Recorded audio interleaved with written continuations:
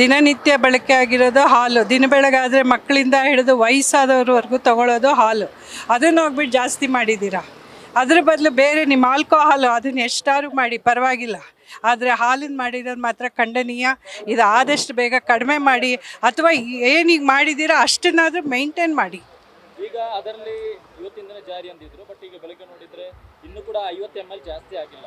But 50 ml ಸುಮ್ಮನೆ sir, ಅದು ಕೊಟ್ಟಿದ್ದಾರೆ ಅಷ್ಟೇ. ಅದು ಜನ ಯಾರು 50 ml, ನಮಗೆ ಏನೋ ಅರ್ಜೆಂಟ್ ಇರುತ್ತೆ, ಪ್ಯಾಕೆಟ್ ತೊಗೊಳ್ತೀವಿ ಹೋಗ್ತೀವಿ, ಮನೆಗೆ ಹೋಗಿ ನೋಡಿದ್ರಲ್ಲಿ 50 ml ಇರಲ್ಲ. ಅದಕ್ಕೋಸ್ಕರ ನಾವು ವಾಪಸ್ ಬರೋಕ್ಕಾಗಲ್ಲ.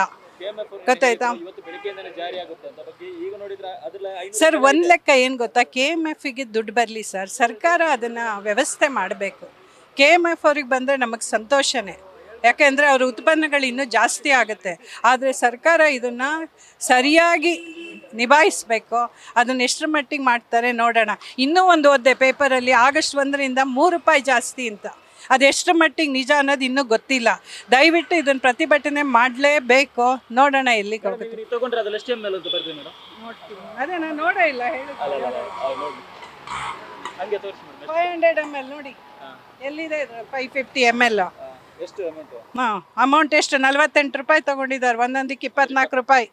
22 ಅಂತ ಇದ್ದಿದ್ದು 24 ಆಯ್ತು. ಎಲ್ಲೋಯ್ತು 4 ರೂಪಾಯಿ? ಈ ಥರ ಸುಳ್ಳು ಹೇಳ್ಬಿಟ್ಟು ಸರ್ಕಾರ ನಡೆಸಿದ್ರೆ ನಿಜವಾಗೂ ಉದ್ಧಾರ ಆಗಲ್ಲ. ನನ್ನ ಹೆಸರು ರುಕ್ಮಿಣಿ ಅಂತ, ವಿಲ್ಸನ್ ಗಾರ್ಡನ್ ನಿವಾಸಿ.